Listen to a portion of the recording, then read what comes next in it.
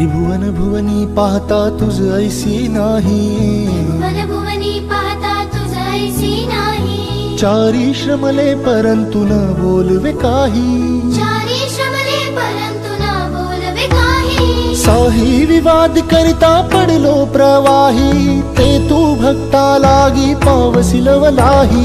साही विवाद करता पडलो प्रवाही, ते तू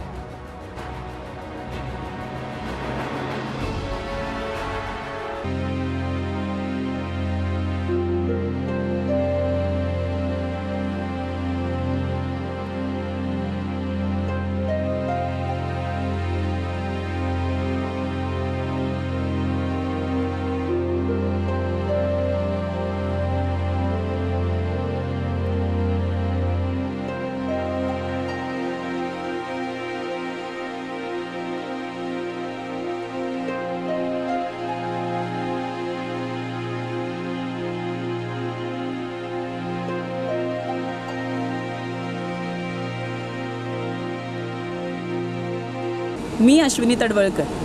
सध्या जगतजननी आदिशक्ती दुर्गा मातेचा नवरात्रोत्सव सुरू आहे। आपण आपल्या वेगवेगळ्या आराध्य देवींसाठी किंवा तिच्या मंदिरात जाऊन तिच्या चरणांसमोर लीन होतो, भक्ती वाहतो। पण समाजामध्ये आधुनिक दुर्गेच्या रूपामध्ये वेगवेगळ्या ठिकाणी तिचं अस्तित्व आहे। त्या अस्तित्वांना मानणं, त्याची पूजा करणं आणि त्यांच्या अस्तित्वाला आणखीन आधार देणं, त्यांना मदत करणं हे आपलं प्रथम कर्तव्य आहे। असंच समाजामध्ये वेगवेगळ्या रूपांनी आधुनिक दुर्गा बनून वावरणाऱ्या सोलापुरातल्या काही वेगवेगळ्या क्षेत्रातील महिलांचा BR न्यूज चॅनलकडून आम्ही सत्कार सन्मान करीत आहोत, तो शब्दसुमनांनी। त्यांच्या मुलाखती घेऊन आम्ही त्यांना वेगळी सलामी देत आहोत। चला तर मग आज भेटूया पहिल्या दुर्गेला, जी महाराष्ट्र शासनाच्या परिवहन मंडळामध्ये जी राज्य परिवहन महामंडळाच्या सोलापूर डेपोमध्ये वर्कशॉपमध्ये जड काम करते। म्हणजेच वर्कशॉपमध्ये प्रत्यक्ष चाक, इंजिन, जॉईंट, ब्रेक, क्लच या सगळ्यांमध्ये रमलेली असते। तिची लिपस्टिक, तिचं फाउंडेशन आणि तिचं मर्म या सगळ्यात रमलेलं आहे। भेटूया गायत्री निंबाळकर यांना। सांगितल्याप्रमाणे जड काम म्हणजे काय ते प्रत्यक्ष तुम्ही पाहू शकता। या ठिकाणी आपण ज्या लालपरीतून प्रवास करतो, ती लालपरी जी ज्या चाकांवर चालते त्या चाकाचं पंक्चर काढायचं काम चालू आहे। आणि गायत्री निंबाळकर या ज्या मेकॅनिक डिपार्टमेंटमध्ये सिनियर म्हणून काम करतात, त्या सध्या काम करत आहेत। नट बोल्टमध्ये रमणाऱ्या यताई यांची पर्सनल माहिती आपण थोडीशी जाणून घेऊया। मी आम्हाला तुमच्याबद्दल माहिती सांगा। मी गायत्री निंबाळकर, गेली 2009 साली मी लागलेली ST महामंडळामध्ये आणि ITI करून इथं इथं आल्यानंतर आम्हाला जे हेड मेकॅनिक आणि AWS साहेब जसं आमचं अलोकेशन लावतात दैनंदिन, ती कामं आम्हाला रोज करावी लागतात। आणि आम्हाला जे काही अडचणी जर काय आले तर आम्हाला ते हेड मेकॅनिक लोक सांगतात कसे काम करायचं काय।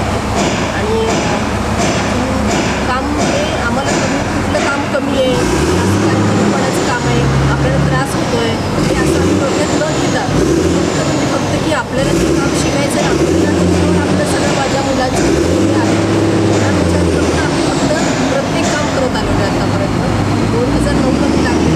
आज मला कोणकोणत्या प्रकारचं काम करावं लागतं? आम्हाला त्याच्यामध्ये गाडीचं जॉईंट असेल, स्प्रिंग असेल किंवा इंजिनचं काही काम असेल, इंजिनमध्ये आवाज असेल, टायर पंक्चरची कामं असतील किंवा अजून म्हणजे हवा लिकेज कुठलं आहे, गाडी चालूच होत नाही आहे, या प्रकारची भरपूर कामं आम्हाला जे काही सांगतात ते सगळी कामं करावी।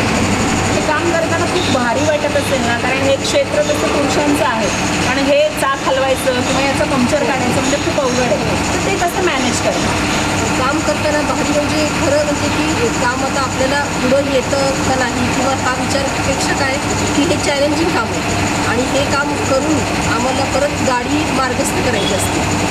आणि त्यावेळेस काय जे अडचणी असतात तेव्हा आम्ही आता सोबतीला खूप साऱ्या लेडीज पण आहेत आमच्याबरोबर किंवा जेंट्स पण आहेत, त्यांच्याकडून आम्ही मदत घेऊन वेळोवेळी सगळं काम पूर्ण करत असतो। आणि मग ते चॅलेंजिंग काम पूर्ण झाल्यानंतर आम्ही हेड मेकॅनिकला सांगतो गाडी तयार आहे, लाईनवर बुलेट चालेल। म्हणजे जगण्याचं सार काय सांगतं की मार्गस्थ व्हा, तसंच जगण्याच्या या प्रवासाला चाक लावून पुढे पाठवण्याचं काम हे करतात. ताई, तुम्हाला आयुष्यामध्ये कुठल्या पदापर्यंत पोहोचायची इच्छा आहे? मी इथं ITI म्हणून ITI करून मग आले. त्याच्यानंतर मी काम करत करत मी डिप्लोमा केला आहे. आता मी इंजिनिअरिंगच्या 3ऱ्या वर्षाला आहे. इंजिनिअरिंगचं 1 वर्ष राहिलं मेकॅनिकल. मग आता माझी मुलगी स्वतः ती 12वीला आहे, मोठी मुलगी, आणि मुलगा ठाण्याला. मग आता मला पण असं आहे की बाबा या डिपार्टमेंटमध्ये जसं काय प्रमोशनच्या काय जागा निघतील त्यावेळेस मी वेळोवेळी फॉर्म भरणार आणि पुढं सुपरवायझर कॅटेगरीमध्ये जाणार. Very good. खूप शुभेच्छा असतील त्याला. प्रत्येक स्त्री ही जगण्यात असते, संघर्ष करत असते, पण तुमचा हा संघर्ष खूप वेगळा आहे. तर आम्हाला तुमच्या माध्यमातून आमच्या बिहारच्या महिला रसिकांना संदेश द्यायचा आहे. जगण्याकडे कसं पाहायचं याचा दृष्टिकोन तुम्ही काय सांगा? त्याकडे आपण म्हणजे खूप आपण एक लेडीज म्हणजे बाई आहे म्हटल्यानंतर आपण खूप सहनशक्ती आपल्याला एक देवाने दिलेली आहे. तर ती सहनशक्ती आपल्याबरोबर ठेवून आपण अजून ह्याच्यापेक्षा आपण काय जास्तीत जास्त काय आपण आत्मसात करू आणि वेगळं क्षेत्र निवडून त्याच्यामध्ये आपण कसे पुढे जाऊ हे फक्त आपण सगळ्या लेडीजनी जर का ठरवलं तर आपण नक्कीच सगळेजण वरच्या शिखरापर्यंत पोहोचू शकतो. वा, किती सुंदर मेसेज सांगितलेला आहे त्यांनी. म्हणजे तुम्ही जर संघर्ष करायची तयारी ठेवली असेल तर आपण वरच्या पदापर्यंत जाऊ शकतो. हो, पण त्याला मेहनतीची आणि संघर्षाची जोड नक्कीच हवी आणि ते तुम्ही प्रत्यक्ष पाहिलेलं आहे. या रणरागिणीला आणि नवदुर्गेला बिहार न्यूज चॅनलकडून हार्दिक शुभेच्छा आणि सलाम. तुमच्या पुढच्या कार्यासाठी खूप खूप शुभेच्छा.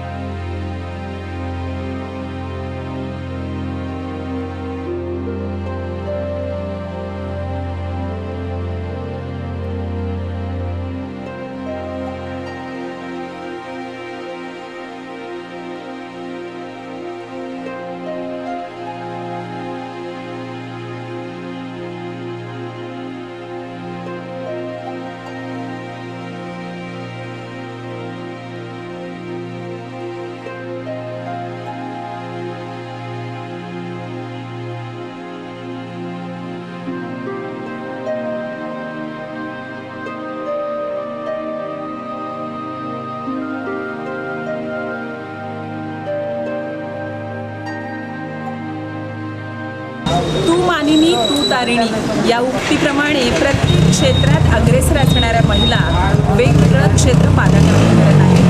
आता पेट्रोलच्या वेगवेगळ्या स्टेशन्सवरती आपल्याला पेट्रोल भरताना आपली भगिनी दिसते. तिचा सन्मान करत अनेक पुरुष मंडळी तिथे पेट्रोल भरतात. त्याचा हिशोब करणं, पेट्रोल भरणं, सन्मान आणि आदराने त्यांच्याशी बोलणं आणि सुसंवाद साधणं हे काम केलं जातं. चला तर मग साहजिकच आहे, आपण आपल्या दुसऱ्या दुर्गेला भेटत आहोत. पेट्रोल पंपावरती पेट्रोल भरण्याचं काम ती करते. ताई, मला तुमचं पूर्ण नाव सांगा. माझं नाव पूजा संतोष माने. अच्छा, आणि तुम्ही या क्षेत्रात कधीपासून काम करताय? मी तर 4 महिने झालं काम करते. माझे मिस्टर वारले त्यानंतर मी 6 महिने कामाला लागते. ओके. आपण घर ओलांडत नाही, म्हणजे उंबऱ्या ओलांडत नाही, पण आता तुम्ही उंबऱ्याच्या बाहेर येऊन स्वकष्टाने कमाई करताय. रोज वेगवेगळे लोक येतात, पेट्रोल भरती वेगवेगळे अनुभव येतात. पण मग मला सांगा, जी लोक वाईट नजरेने किंवा वाईट असतात अशांसाठी तुम्ही कशा पद्धतीने ट्रीट करता? म्हणजे आपण सक्षम आहोत हे कसं दाखवून देता? मला एकच सांगायचं की बाबा, तुमच्या घरात तुमची आई, बहीण, मुलगी आहे ना, त्याचप्रमाणे बाहेरच्या पण महिलांचा आदर करा. महिला म्हणजे असं वाईट नजरेनं बघणं एकच हेतू नाही आहे. तिची काहीतरी परिस्थिती बेकार असल्यामुळे बाहेर कामासाठी पडत असते. तुम्ही त्याचा गैरफायदा घेऊ नका. आणि आपल्या आयुष्यामध्ये बऱ्याचदा संघर्ष येतात, तर त्या संघर्षाच्या मार्गाला आपण कसं चालत राहायचं आणि प्रवास कसा करायचा हे सांगा बरं. आलेल्या परिस्थिती दिवस येतात जातात. वेळ प्रत्येकाची तिथंच थांबून राहत नाही आहे.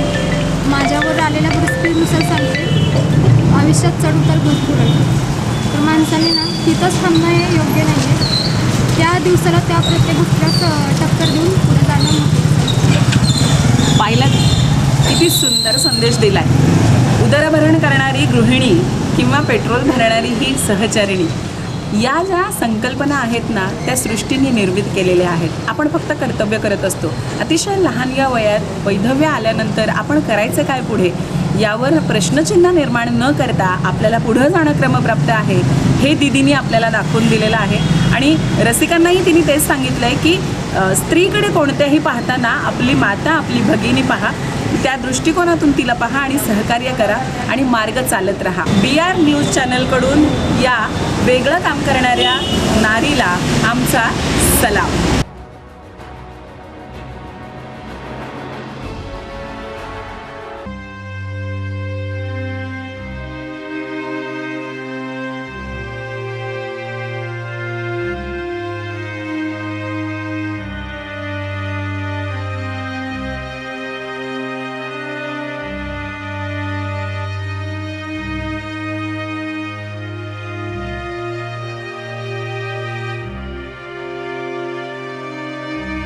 आधुनिक दुर्गांना नमन करताना आज आपण आलो आहे Rajiv Gandhi memorial school for the blind या शाळेमध्ये. या शाळेत प्रज्ञाचक्षू विद्यार्थ्यांना म्हणजेच दृष्टीहीन विद्यार्थ्यांना सामाजिक क्षेत्रामध्ये कशा पद्धतीने काम करण्यासाठी उभं करायचं याचं मार्गदर्शन करणाऱ्या अन्नपूर्णा साखरे या आहेत आपल्या पुढच्या नवदुर्गा. दृष्टी नसतानाही विद्यार्थ्यांना हा आयुष्याचा प्रवास कशा पद्धतीने चालायचा याचं मार्गदर्शन करणाऱ्या या नवदुर्गाचा प्रवास आपण या भागात जाणून घेऊया. चला तर मग. मॅडम नमस्कार. नमस्कार. तुमचं नाव सांगा. अन्नपूर्णा देवीदास साखरे माहेरचं आहे आणि सासरचं अन्नपूर्णा मिलिंद एकबोटे. माझं शिक्षण सोलापुरातच झालेलं आहे. मी BCom MSW झाले. माझं शालेय शिक्षण सरस्वती मंदिर इथं झालं आहे आणि MSW वॉलचंद कॉलेज समाजकार्य विभाग या विभागातून मी MSW पदवी प्राप्त केली आहे. मॅम तुम्ही या शाळेमध्ये किती वर्षांपूर्वी लागलात? मी गेली 26 वर्ष ह्या शाळेमध्ये काम करते आहे. मी 98पासून ह्या शाळेत आहे. मी MSW पास व्हायच्या आधीच मी पुण्यामध्ये सर्व्हिसला होते. तिथून मी परत इकडं आले. पहिल्याच इंटरव्ह्यूमध्ये माझं सिलेक्शन झालं. त्यानंतर मी इथं सामाजिक कार्यकर्ता म्हणून काम करत आहे. माझं इथं काम करण्याचा मुद्दा म्हणजे मुलांना जे काही शासकीय योजना देतात त्या शासकीय योजना मुलांपर्यंत पोचवायचे आणि ज्या काही त्यांच्या अडचणी असतात, मग समजा आधार कार्ड नाही आहे, बँकेचं पासबुक नाही आहे, कुठल्या आता गव्हर्नमेंटच्या योजना आहेत त्यांना तिथं देत नाहीत, मग त्या ऑफिसमध्ये जाणं, त्यांना भेटणं, त्या मिळवून देणं. आता मी जवळजवळ सर्वच विद्यार्थ्यांना आमच्या संजय गांधी निराधार योजना मिळते आहे आणि महानगरपालिकेच्या सर्व विद्यार्थ्यांचे त्याचेही आमच्या मुलांना त्या योजनेचा लाभ मिळतो.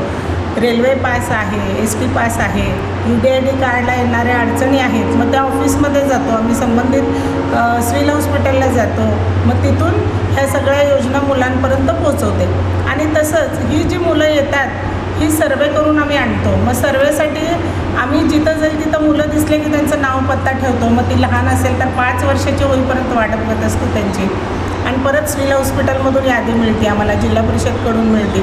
आणि आमचे जे काही माजी विद्यार्थी आहेत ते पण आपली शाळा खूप चांगली आहे मॅडम, आपल्या शाळेसारखी शाळा नाही. आमची माजी विद्यार्थ्यांना तर जे काही अंध मुलं असतात ते इथंच आणतात. आणि आज आमच्या शाळेतील जवळजवळ 52 विद्यार्थी शासकीय सेवेमध्ये कार्यरत आहेत. आणि त्यामध्ये सगळ्यात जास्त राजीव गांधी अंधशाळेच्या मुलींची संख्या शासकीय सेवेमध्ये, बँकेमध्ये खूप चांगले आमच्या मुली काम करतात. आणि ज्या काही मुलींचे लग्न झाले आहेत खूप चांगला संसारी मुली करतात. आमच्या लग्न झाल्यानंतरसुद्धा आमच्याशी मुलींचा कॉन्टॅक्ट असतो. घरी एखादी वस्तू घेतली की त्याचं फोटो आम्हाला पाठवतात. मॅडम मी आज सोफा घेतले, मी कपाट घेतले, तुमची खूप आठवण येते. असे खूप काही मुली आमच्या कॉन्टॅक्टमध्ये आहेत. आणि शिकून ज्या मोठ्या झालेल्या मुली आहेत त्या अगदी व्यवस्थित डोळसपणे, आपणही एखाद्या कामात मागे असतो पण इतकं व्यवस्थित सर्व ते स्वतःचं काम स्वतः करत असतात. मॅडम मला एक सांगा, या मुलांना दिसतच नाही बिलकुल, पण मग तुम्ही त्यांना कशा पद्धतीने टॅकल करता? आणि मॅडमचा एक सांगायचा विशेष मुद्दा म्हणजे त्या नाटकाची तालीमही घेतात. म्हणजे मार्गदर्शक जसं शिकवतात तशा पद्धतीने या मुलांना तयार करून घेणं हे कठीण काम तुम्ही करता. यांची शिकवण्याची पद्धत तुमची कशी आहे? मी कसं शिकवते मॅडम, मुलांना आधी उभा करायचं, मग ताट उभारतात का, मग त्यांचे गुडघे ताट आहेत का, मग हात उचलताना कानापासून वर जातो का, डान्स शिकवताना उजवा हात कमरेपर्यंत येतो का, डावा हात डाव्या बाजूला जातो का, डावा हात उजवीकडे, उजवा पाय डावीकडे, असं सतत सांगितल्यानंतर त्यांच्या लक्षात येतं आहे डावा उजवा असं. डान्स शिकवताना, नाटक शिकवताना हातवारे करताना कानापर्यंत हात जाऊ दे, डोळ्यापर्यंत जाऊ दे, थोडंसं छातीच्या खाली येऊ दे, असं आम्ही त्यांना हातवारे करून शिकवत असतो. आमची मुलं उत्तम प्राणायाम आणि योगासनमधली सगळी आसन, एक 10% मुलं सोडली तर सगळी मुलं व्यवस्थित सगळी आसन करतात. ओके, म्हणजे चिकाटी आणि जिद्द या 2 संकल्पना ज्या आहेत त्यांनी इतक्या सुंदर पद्धतीने इथे अप्लाय केलेल्या आहेत आणि त्याचं रोजच्या रोज आचरण या मुलांच्या माध्यमातून सुद्धा होतं. पण जगामध्ये असं आहे की बऱ्याच गोष्टी आपल्याजवळ असतानाही बरेच जण नैराश्यात असतात किंवा नकारात्मक दृष्टी असते.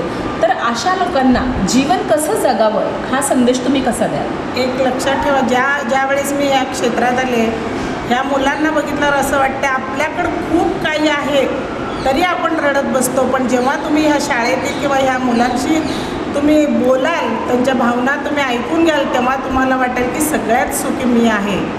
आणि खरंच प्रत्येकाने असा संघर्ष करावा.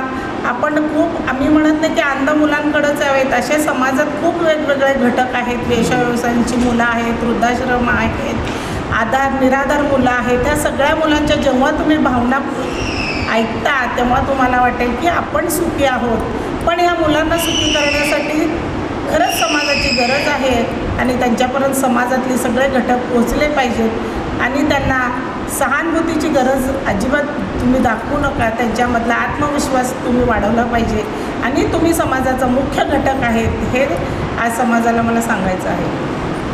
खूप छान. जाता जाता अतिशय सुंदर संदेश त्यांनी दिलेला आहे की आपल्याजवळ खूप आहे, मग आपण का रडायचं. डोळे आहेत पण डोळसपणा नाही, असंच काहीसे हे आहे. पण त्या डोळसपणाचा उपयोग आपण समाजाच्या विविध घटकांना मदत करण्यासाठी केला पाहिजे. हे अतिशय सुंदर आणि समर्पक उदाहरण आपण आत्ता या नवदुर्गेच्या माध्यमातून पाहिलेलं आहे. तेव्हा लक्षात ठेवा, संघर्ष करा, लढत राहा. आजच्या या अन्नपूर्णा साखरेताई ज्या नवदुर्गा आहेत त्यांना BR न्यूज चॅनेलकडून सलाम.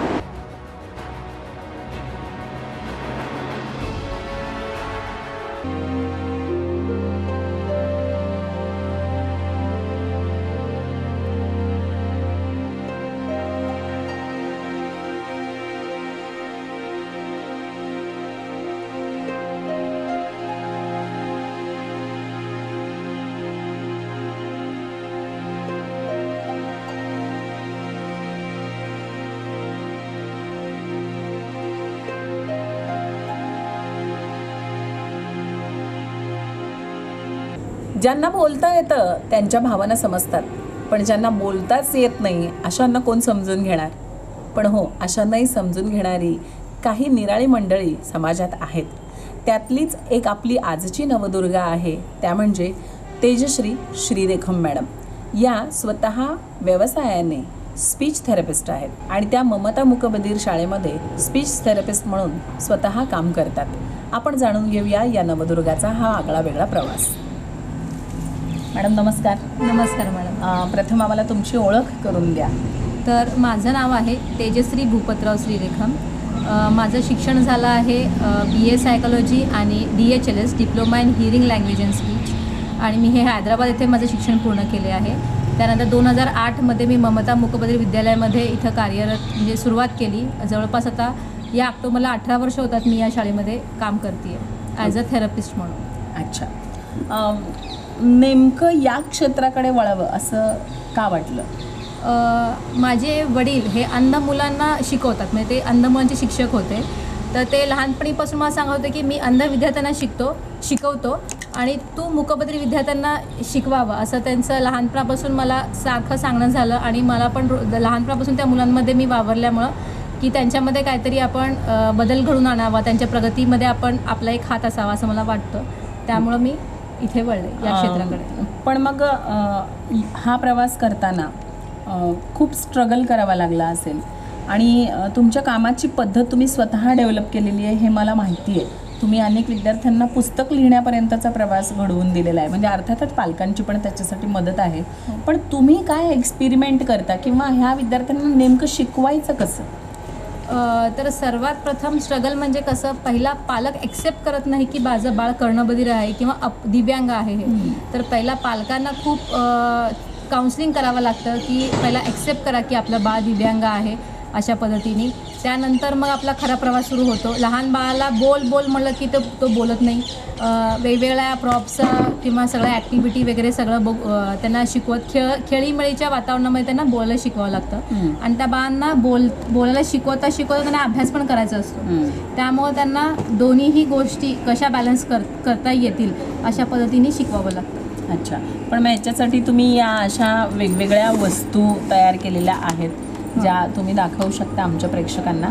याच्यातून त्यांना काय सांगता येतं तुम्हाला, म्हणजे नेमकं काय कशा पद्धतीने शिकवायचं असतं?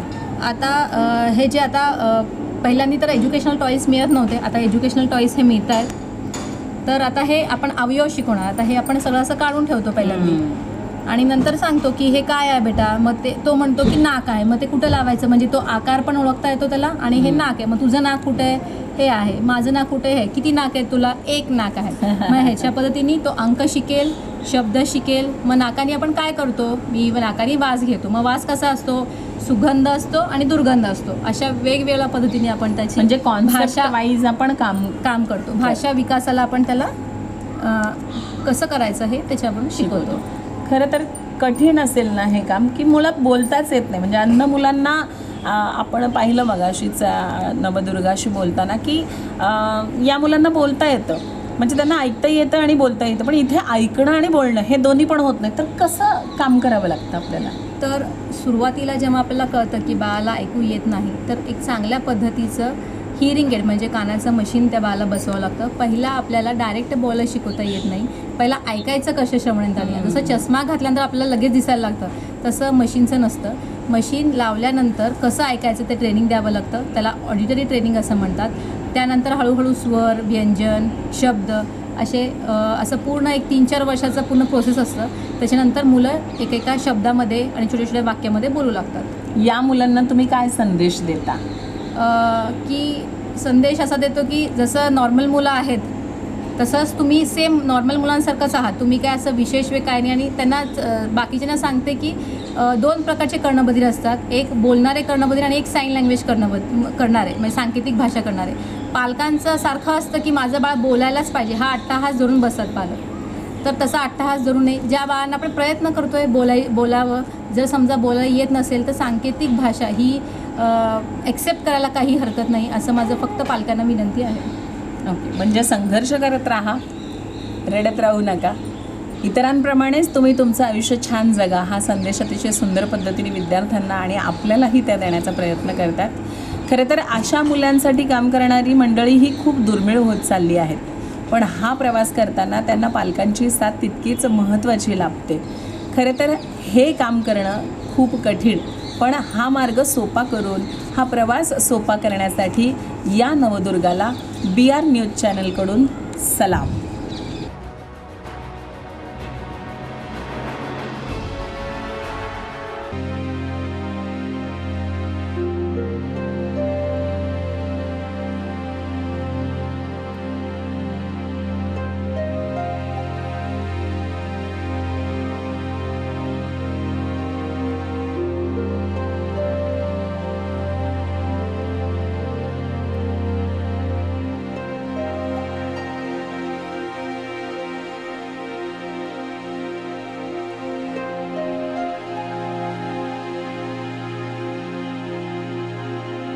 आता आपण भेटणार आहोत आपल्या 5व्या नवदुर्गेला. ही 5वी नवदुर्गा नेमकं काय काम करते तर तुम्ही कल्पना करू शकणार नाही. सोलापुरात शाळकरी विद्यार्थ्यांना ने-आण करून व्हॅनमधून सुरक्षित घरी पोहोचवण्याचं आणि शाळेत पोहोचवण्याचं सुंदर काम त्या करतात. पण हे काम खरं तर पुरुषी मक्तेदारीचं आहे. पण मग त्या क्षेत्रात त्यांनी कसा आपला पाय रोवला आणि कशा पद्धतीने प्रवास करत राहिल्या याचा प्रवास आपण प्रत्यक्ष त्यांच्याकडूनच जाणून घेऊया. चला तर मग. ताई नमस्कार. नमस्कार. तुमचं नाव काय आहे? माझं नाव राधा रघुनाथ कट्टी म्हणून. अच्छा, किती वर्षापासून तुम्ही या क्षेत्रात काम करता? मी जवळपास आता 5 वर्ष झाले या शेतात आहे. बरं, कोणत्या शाळेतले विद्यार्थी ने आण करता? मी 3 शाळेचे विद्यार्थी सोडते. सेंट थॉमस पोद्दार शाळा आणि सेंट जोसेफ. साधारण किती विद्यार्थ्यांना रोज तुम्ही ने आण करून सोडता? माझे 3 ट्रिप आहेत. तिन्ही ट्रिपला जवळपास 13 विद्यार्थी आहेत, 13 ते 14. अच्छा, आता अतिशय साधा वाटणारा प्रश्न पण अवघड, गाडी कशी शिकलीत? गाडी मला अशी म्हणजे माझी इच्छा होती की मला ड्रायव्हिंग यायला पाहिजे. मी स्कूटी पण माझ्या मिस्टरांच्या मागे लागून स्कूटी शिकली. त्यानंतर घरात आमच्या 2-3 एक्स्ट्रा गाड्या होते, व्हॅन वगैरे. मग माझी इच्छा होती की मी व्हॅन पण शिकायला पाहिजे, ड्रायव्हिंग मला पण यायला पाहिजे. इतरांचं बघून माझी पण इच्छा असं जागृत झाली. मग मी मिस्टरांच्या मागे लागून म्हटलं की मला पण व्हॅन शिकायची आहे. मग त्यांनी तू काय करणार आहेस, तू स्कूटी शिकती एवढंच बस असं म्हणत होते. पण तरी पण मी मागे लागून त्यांच्या ड्रायव्हिंग त्यांच्याकडून शिकली. मग घरच्यांकडून सपोर्ट मिळाला का हो या हो, सगळ्या? माझ्या मिस्टरांचा खूप सपोर्ट आहे. ठीक आहे, व्हॅन मिळाली, शिकता आली, हा भाग निरा. पण मी असे विद्यार्थ्यांची ये जा करण्याची सेवा करणार आहे, हा विचार केव्हा मांडला? हा विचार म्हणजे मी असं चालवता ड्रायव्हिंग तर माझी परफेक्ट झाली होती. झाल्यानंतर मला ड्रायव्हिंग लायसन काढून दिल्यानंतर मग त्यावेळेस असं वाटलं मला आता शिकलं तर मी त्याचा काहीतरी फायदा व्हायला पाहिजे. म्हणून मग माझ्या मिस्टरांना पण हातभार लागल्यासारखं झालं असतं आणि घरी पण माझा सपोर्ट झाला. त्यामुळं मग मी या क्षेत्रात पाय रोवला. ओके, आता एक कन्सेप्ट अशी असते की महिला गाडी चालवते म्हणल्यावर बरेच जण असे चपापलेले असतात, बाजूला हो रे बाजूला, सोलापुरी भाषेतच सांगायचं. तर तसे काही किस्से आठवत आहेत का? काही घडलंय का तसं? अशी म्हणजे माझ्या बाबतीत अशी कधीच म्हणजे असं झालेलं नाही आहे की मला म्हणजे कस्टमर माझे जे पालक लोक आहेत ते पण खूप सपोर्टिव्ह आहेत. कधीच त्याने असं केलं नाही की ही म्हणजे हे लेडीज आहेत बाबा यांना परफेक्ट येते का नाही असं कोणी चौकशी केली नाही किंवा काही नाही. विश्वासाने माझ्याकडे मुलं सोपवली. पण रस्त्यात काही घटना घडतात का? नाही, तसे कधी लेडीज चालवते तर आपण बघूया किंवा मग मुद्दाम नाही, तसं कधीच झालं नाहीये माझ्या बाबतीत. कसं असतंय ना, आता ड्रायव्हिंग चालवणाऱ्याच्या ह्याच्यावरूनच असतं. जर आपण तिथं अडखळत किंवा असं घाबरत जर चालवलं तर त्यावेळेस आपला फायदा घेऊ शकतात. Very good. तुमचं ऍक्च्युली शिक्षण किती झालं? माझं 12वी झालंय. त्याच्यानंतर मी 2 वर्ष ITI केले. ITI मी 2 वर्ष प्रिसिजनमध्ये काम केलं आहे. ओके. मग लग्न झालं. लग्नानंतर 2-4 वर्ष मी घरीच होते. मग त्यानंतर थोडीशी इच्छा जी जागृत झाली त्याच्यानंतर या क्षेत्रात आले. तुमच्या मुलाबाळांना किंवा घरच्यांना कसं प्राऊड फील होतं? हो, होतंय ना. मुलं पण माझी म्हणजे शाळेत वगैरे सांगतात माझी मम्मी व्हॅन चालवते, ड्रायव्हिंग करते असं. मुलांना कधी सोडता? हो, सोडते ना. म्हणजे आता तर सध्या ते व्हॅनमध्ये म्हणजे दुसऱ्यांच्या व्हॅनमध्येच जातात. ओळखीच्या आहेत आमच्या, त्यांच्याकडे जातात. आणि म्हणजे फ्री असेल तर मग मी सोडते त्यांना. सगळं जगण्याचं सार आहे तर धाडसाजवळ आहे. हो ना. किंवा धैर्याने आपण पुढे जाण्याला आहे. तर तुम्ही तुमच्यासारख्या मैत्रिणींना सोलापूरच्या काय संदेश द्याल, काय सांगाल की कसं जगायचं? हो, मी म्हणते आपली जी इच्छा आहे, आपल्याला कुठल्या गोष्टीत जर करायचं, मला ही गोष्ट आवडते, मला हे करायचं आहे, तर त्या गोष्टीत आपण आहे ना थोडंसं डेअरिंग दाखवायला पाहिजे. दाखवलं तर त्या गोष्टी होतात. मला आता खूप जण म्हणतात की मॅडम म्हणजे असं मी पोद्दार शाळेजवळ जाते ना त्यावेळेस 2-3 लेडीज येतात तिथं ड्रायव्हिंग म्हणजे कार वगैरे घेऊन येतात. पण असं म्हणतात की मला गर्दीत वगैरे असं म्हणजे चालवताना भीती वाटते करते, मग तुम्ही कसं करता? मी मग त्यांना सजेस्ट करत असते, सांगत असते मी काय नाही आहे, थोडीशी डेअरिंग दाखवून आहे ना थोडंसं सावकाश वगैरे घ्यायचं, का होत नाही. आपण डेअरिंग केल्याशिवाय तर होणार नाही. क्या बात आहे. हिरकणीचा किस्सा ऐकला तर आपल्या अंगावर आजही शहारे येतात. पण पुन्हा विषय तिथेच येतो की धाडस. एका बाळासाठी आई धावली होती, आज अनेक बाळांसाठी ही माता माऊली धावते आणि ती 4 चाकं घेऊन. हे खरंच कौतुकास्पद आहे. आणि सोलापूरसारख्या शहरामध्ये अशा एका महिलेला आपण या क्षेत्रात काम करावं असं वाटतं. हे किती चांगलं आहे आणि किती अभिमानास्पद आहे. हे किती चांगलं आणि अभिमानास्पद आहे. नारी शक्तीच्या या क्षेत्रात काम करण्याच्या या जिद्दीला, या चिकाटीला BR न्यूज चॅनलकडून सलाम.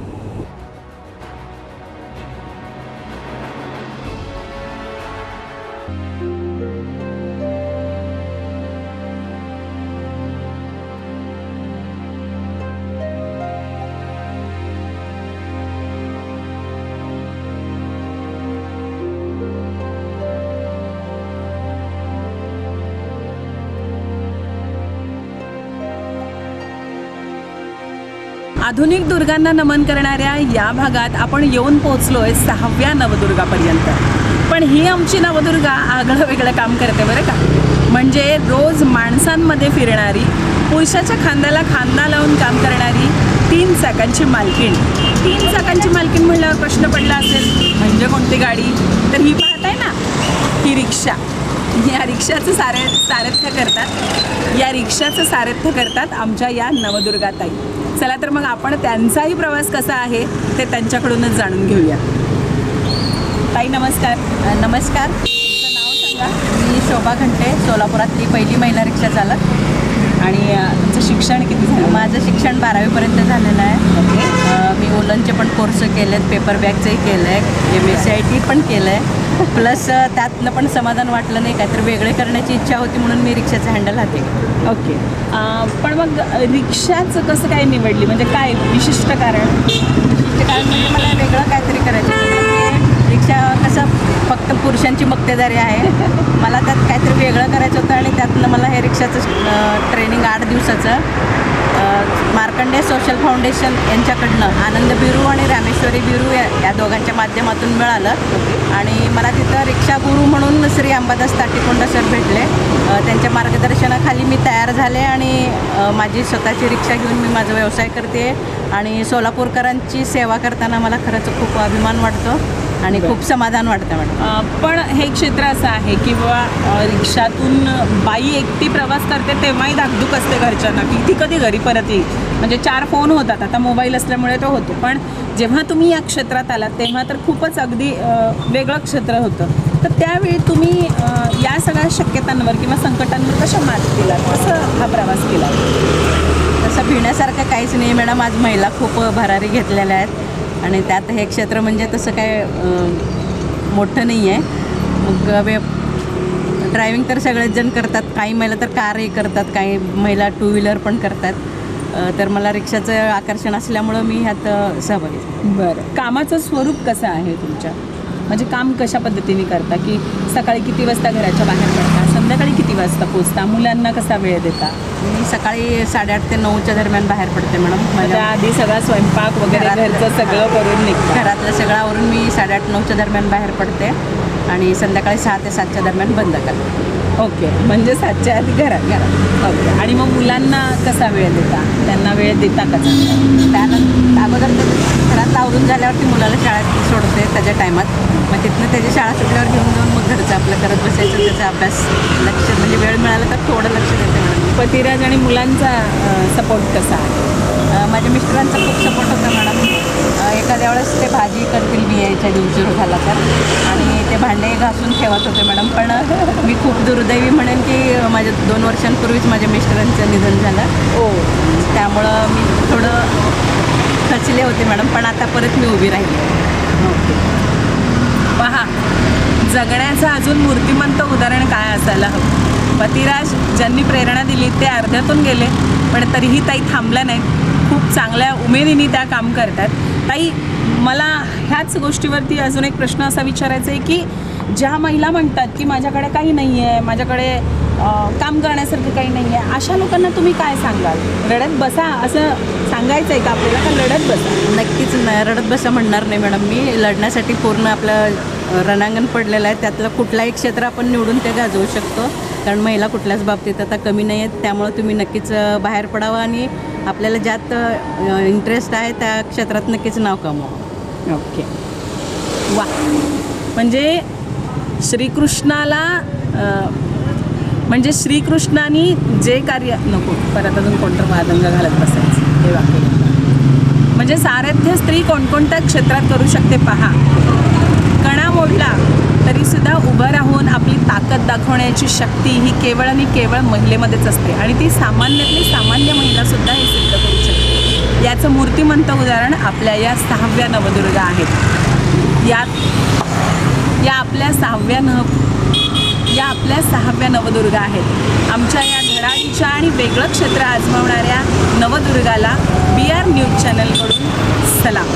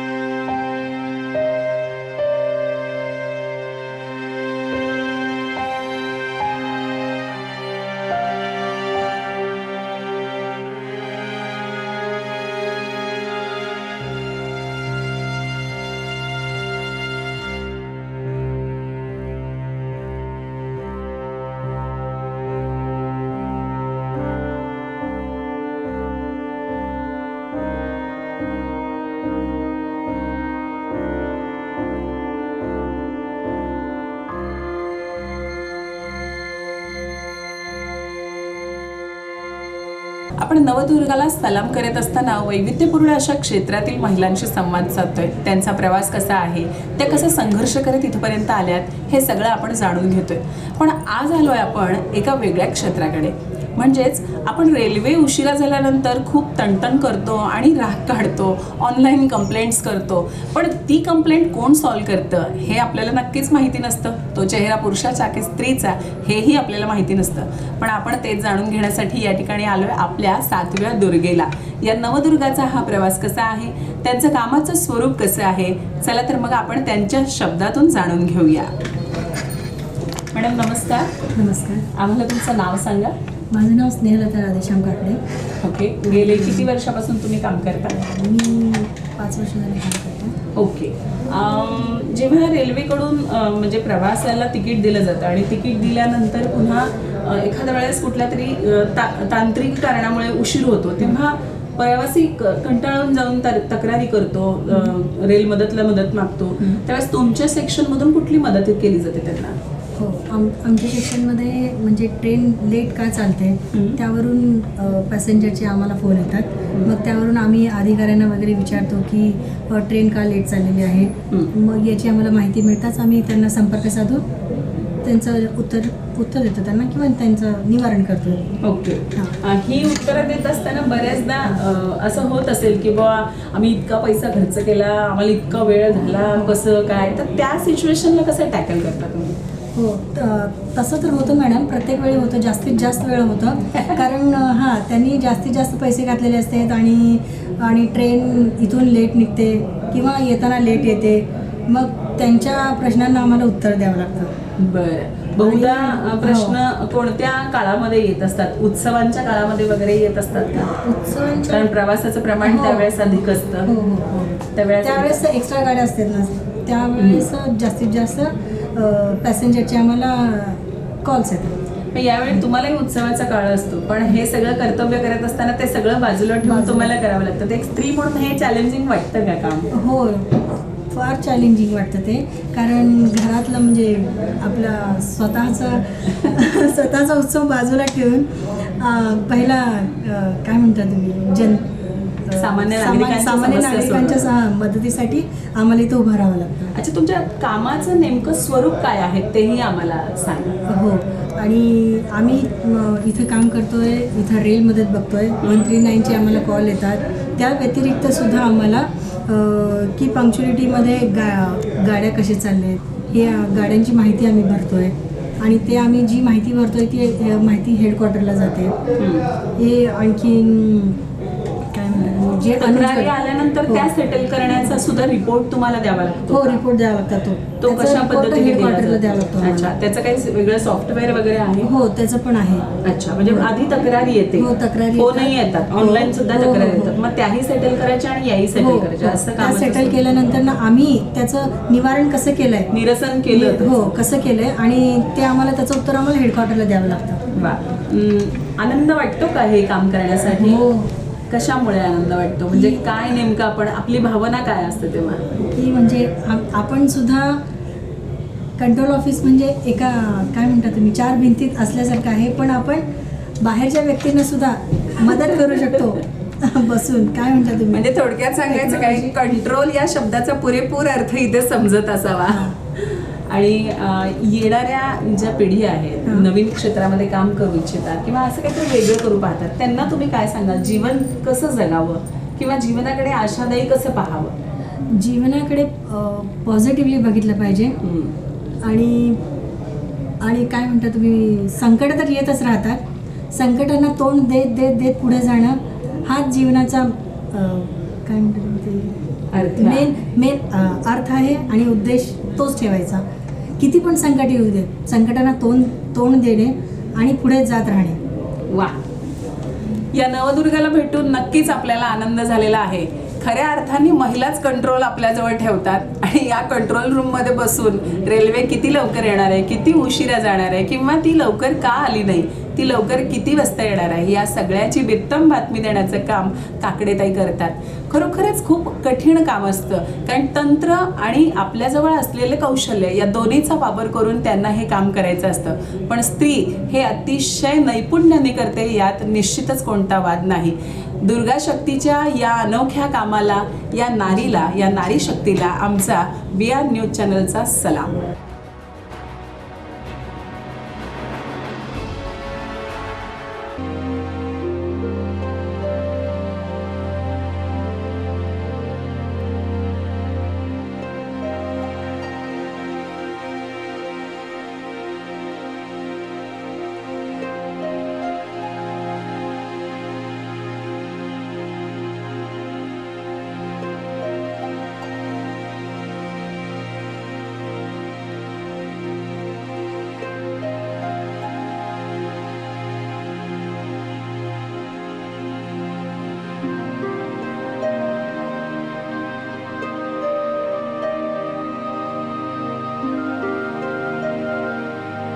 शक्ती आधुनिक नवदुर्गा या भागात आपण आता भेटायला आलोय 8व्या नवदुर्गाला. ही नवदुर्गा काय काम करते तर तुम्ही तो प्रत्यक्ष प्रवास पाहणारच आहात, ऐकणारच आहात. पण मी एक सांगेन की मदतीला कायम तत्पर असणारी आणि 139 या क्रमांकावर कधीही तुम्ही फोन फिरवला की मग आम्ही कोणती मदत करू शकतो या संदर्भात मदत करणारी ही तत्पर अशी नवदुर्गा आहे. चला तर मग त्यांचा हा प्रवास आपण त्यांच्याच शब्दात ऐकूया.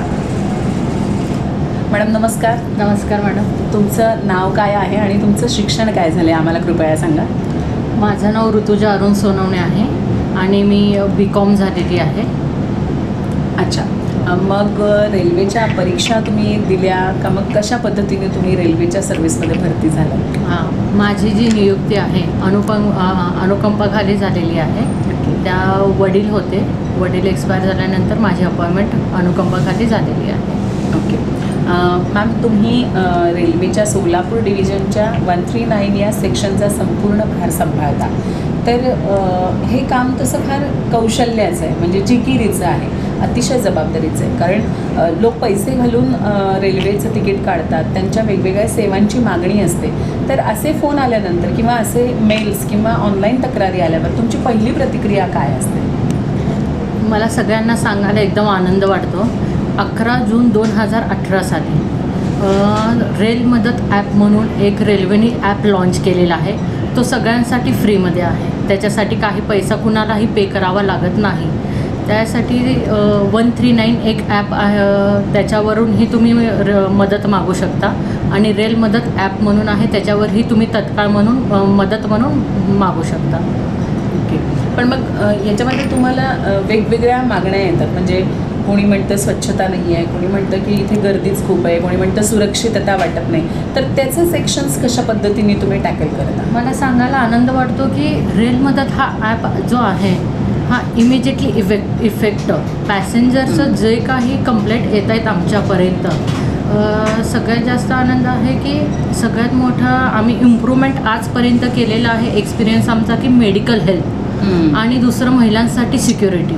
मेडिकल हेल्प जसे की 139 आणि रेल मदतला त्यांनी मदत मागितली की माझी अशी अशी तब्येत खराब आहे, तर पुढच्या स्टेशनला त्यांना रेल्वेकडून जागेवरती सीटवरती डॉक्टर अवेलेबल होत आहेत. आणि ह्या माध्यमातून असे कितीतरी पेशंट आहेत की त्यांचा वेळीच प्राण वाचलेला आहे आणि त्यांना चांगली मेडिकल मदतसुद्धा मिळालेली आहे रेल्वेकडून. आणि दुसरी गोष्ट अशी आहे की जेव्हा एखादी स्त्री एकटी ट्रॅव्हलिंग करत आहे, जेव्हा तिला अनसिक्युअर वाटतं, ती लगेच 139 किंवा ऑन ड्युटी TTEची मदत घेते. त्यावेळेस 139 किंवा रेल मदतची मदत घेतल्यावरती आमचे TC जे आहेत, ऑन ड्युटी जे कार्य करत आहेत, ते आम्ही इथून TTEना आम्ही त्यांना फोन करून सांगतो की सर असं असं एकटी लेडीज ट्रॅव्हल करत आहे, तुम्ही ऑन दी स्पॉट पोहोचा, तिथं काहीही मदत असेल तर करा. प्लस आम्ही RPF रेल्वे प्रोटेक्शन फोर्स RPFला सुद्धा तिथे सांगून पाठवतो आणि 5 मिनिटाच्या आत त्या लेडीजची तिथं कंप्लेंट आणि जे काही त्यांना त्रास होत आहे त्याचं आम्ही निवारण करतो. वा, याहून आणखीन वेगळं काय काम हवं आहे? नारी शक्ती, नारी संरक्षण हे खूप महत्त्वाचं काम केलं जातं. पण मॅडम हे काम तसं खूप चॅलेंजिंग आहे, तर कुठल्या आव्हानांना तुम्हाला तोंड द्यावं लागतं? असे भरपूर आहेत आव्हानं, जसे की आपल्या सोलापूर ते कुर्डवाडीच्या दरम्यान दगडफेक भरपूर प्रमाण आहे, दगडफेकीचं आहे. त्याच्यातून भरपूर पॅसेंजर आहेत की त्यांना स्टोन म्हणजे दगड हा लागलेला आहे. त्याच्यातून त्यांना कशी माहिती द्यायची आणि लगेच त्यांना कसं तत्काळ इमर्जन्सी मेडिकल हेल्प कशी द्यायची ही मदत आम्ही त्यांच्यापर्यंत पोहोचवतो, त्यांची मदत करतो आणि त्यांना वेळीच आव्हान देतो की ह्या सेक्शनपासून तुम्ही थोडंसं दरवाजे खिडक्या लावून अलर्टमध्ये राहावं. म्हणजे अगोदरच पूर्वसूचना TT मार्फत त्यांना देण्यात दिली जाते. ओके. स्त्री म्हटल्यानंतर बऱ्याच गोष्टींना आपल्याला सामोरे जावे लागतं, पण संघर्षाशिवाय मजा नाही आणि स्त्रीला ते अंगवळणी पडलेलं असतं. तर तुमचा वैयक्तिक संघर्ष तर खूप आहेच, पण एक नोकरदार महिला म्हणून तुम्ही या क्षेत्रात संघर्ष केला, पण हा संघर्ष तुम्ही हातासरशी बाजूला करून यशाकडे गाठत आहात. आज तुम्ही ज्या पदावर आहात, तर इतर महिलांना किंवा येणाऱ्या नवतरुणींना तुम्ही काय संदेश द्याल? सगळ्यात मागे मी सगळ्यांना हे सांगेन की स्वतःवरती विश्वास ठेवा. आपण आहे तर जग आहे. नारी शक्ती जिंदाबाद मी हे आधी सांगेन. आणि शिका, संघटित व्हा आणि संघर्ष करा. शिक्षणाशिवाय शिक्षण हे वाघिणीचं दूध आहे तसं म्हणतात. प्रत्येकाने शिक्षणाशिवाय काही नाही आहे. प्रत्येकाने शिकलं पाहिजे आणि कुठल्याही क्षेत्रात काम करताना न घाबरता समाजाला तोंड देऊन सामोरे जायला पाहिजे. वा, आपल्या नवदुर्गापैकी या 8व्या दुर्गांनी अतिशय सुंदर संदेश दिलेला आहे. तो म्हणजे काय की न घाबरता कोणत्याही क्षेत्रात जा आणि पुष्कळ शिका आणि संघटन ठेवा. खरंच संघटनाशिवाय काही नाही, पण त्याआधी एक पाऊल आत्मविश्वासाचं आपलं स्वतःचं पुढं पडणं खूप गरजेचं आहे आणि ते न घाबरणं म्हणजेच धाडसापासून सुरू होतं आणि जिद्दीपर्यंत, ध्येयापर्यंत, चिकाटीपर्यंत त्याचा शेवटचा टप्पा येऊन पोचतो.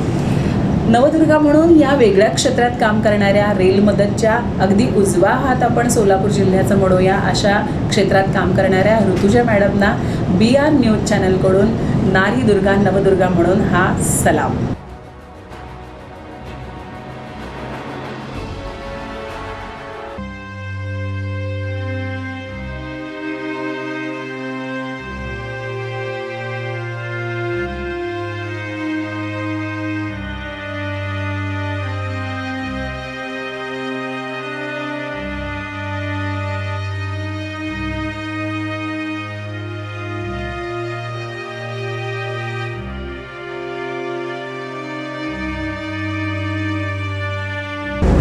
आपल्या 9व्या दुर्गाला भेटण्यासाठी आज आपण चक्क रेल्वे स्टेशनवर आलो आहोत. तर आपली ही नवदुर्गा नेमकं काम काय करते हे आपण प्रत्यक्ष जाणून घेणारच आहोत. पण रेल्वे गार्ड म्हणून संरक्षणाचं आणि जी काही हिरव्या रंगाची किंवा लाल रंगाची झेंडा दाखवण्याचं काम केलं जातं ते काम या दिदी करतात. चला मग आपण भेटूया या नवदुर्गाला. माझं नाव राजश्री राम चव्हाण आहे. हे माहेरचं नाव आहे माझं आणि इकडचं नाव राजश्री सागर कदम आहे. मी सोलापूर डिव्हिजनमध्ये आणि या रेल्वे ह्याच्यामध्ये ट्रेन मॅनेजर म्हणून काम करते आहे. किती वर्ष झाले तुम्ही काम? मला ॲक्च्युली हे काम करायला 2 वर्ष कंप्लीट झाली आहेत आणि तसं मी एम्प्लॉई म्हणून इथं 12 वर्ष काम झालेत माझे. मग हे जे काम तुम्ही सुरू केलं ते शिकत केलं का? प्रमोशन कसं काही इकडे झालं? याच्यामध्ये मी पॉईंट्स पण होते, त्यामध्ये एक्झाम देऊन मी इथे ट्रेन मॅनेजरमध्ये आले आणि लेडीजनी काहीतरी करावं वेगळं अशी माझी इच्छा होती म्हणून मी पद स्वीकारलं. ओके, पण तुमच्या कामाचं नेमकं स्वरूप काय? गार्ड हे नाव आम्हाला समजलं, पण गार्डला काय काय काम करावं? गार्ड म्हणजे ॲक्च्युली गार्डच असतो तो पूर्ण ह्या म्हणजे पब्लिकशी आमचं रिलेटेड असते. म्हणजे पब्लिकचे गार्डमध्ये जाताना काही समस्या आल्या, ट्रेनमध्ये काही समस्या आल्या तर ते आम्हाला ते हँडल करावं लागतं आहे आणि पब्लिक चढले उतरले हे बघून आम्हाला गाडी स्टार्ट आहे ऑल राईट ओके असं म्हणून आम्हाला गाडी स्टार्ट करावं लागते. एक प्रकार सुरक्षा सेफ्टी